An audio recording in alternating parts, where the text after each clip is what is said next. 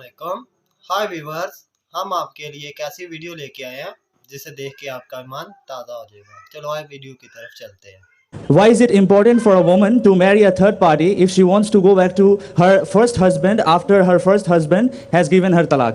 भाई साहब का सवाल था कि ज़रूरी क्यों है कि अगर एक औरत अपने शोहर के साथ तलाक हो जाता है तो उसे दूसरे से थर्ड पार्टी से शादी करना ज़रूरी क्यों है पहले शोहर से वापस करने के लिए। ये सवाल है। सवाल अभी दोहरा जवाब दे रहा हूँ मैं। ये लोगों को गलतफहमी है कि अगर मियाँ बीवी का तलाक होता है और अगर वो फिर से शादी करना चाहते हैं, ये गलतफहमी है लोगों की कि उसको तीसरे से शादी करना फ़र्ज है। कुरान में साफ तौर पे लिखा हुआ है, सूरह बकरा में सूरा नंबर 2 आयत नंबर 228 से लेकर 242 तक तलाक के पूरा डिटेल दिया गया किस तरीके से तलाक दिया जाता है। पहले मैंने कहा था कि आपस में समझौता होना चाहिए, नहीं होता है तो गेट एन आर्बिटर, एक बड़े को बुलाओ, शोहर की तरफ से बीवी की तरफ से समझौता करो, नहीं होता है तो फिर तलाक बोलने के बाद इद्दत के 3 माह है। कुरान में लिखा सूरह बकरा सूरा नंबर 2 आयत नंबर 228 कि 3 महीने 3 menstrual cycle is the period of waiting. मियाँ बीवी वापस में रुजू होना चाहते तो हो सकते, तलाक नहीं होता है। लेकिन अगर 3 महीने तक रुजू नहीं होते और अलग हो जाते और 1 साल बाद उन्हें ख्याल आता है अरे हमने गलत किया, हम फिर से शादी करना चाहते, तो कुरान की आयत है सूरह बकरा सूरा नंबर 2 आयत number 232, do not prevent the women from marrying the former husband. आप औरतों को अपने पुराने शोहर से शादी करने से मत रोकिए। तो वो औरत फिर से अपने पहले शोहर से शादी कर सकती है, लेकिन नया निकाह नया महर, न्यू मैरिज न्यू महर। No no no, what you are saying is a misconception. I come to it. लोग समझते हलाला की जरूरत है, हलाला जैसी कोई चीज कुरान में है नहीं, उसके ऊपर आऊंगा। लेकिन फिर से शादी करने के बाद फिर से इन लोग जिंदगी बसर करते, 3-4 साल बाद फिर से कुछ नाइतफाकी होती है, फिर से तलाक। वही तरीके से समझौता करो, बड़े को लेके आओ, तलाक बोलो, 3 माह रुको, फिर जाओ, फिर से 2 साल बाद याद आता है नहीं वापिस से रहेंगे, फिर से शादी कर सकते, फिर निकाह, फिर महर, फिर से झगड़ा होता है।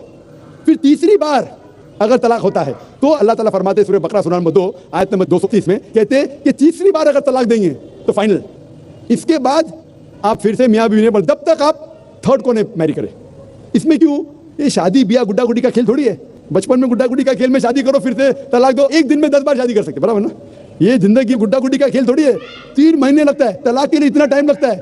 प्राइवेट मीटिंग, फिर बड़े लोग से मीटिंग, फिर 3 माह, फिर जुड़ो प्यार से, एक दूसरे पे कीचड़ मत उठा लो, फिर शादी करो। मैंने मेरी जिंदगी में किसको भी नहीं देखा जो सही तरीके से तीसरी बार तलाक हुआ मैं देखा नहीं तक। 1 बार हुआ देखा होगा, 2 बार, तीसरी बार तो देखा ही नहीं मैं।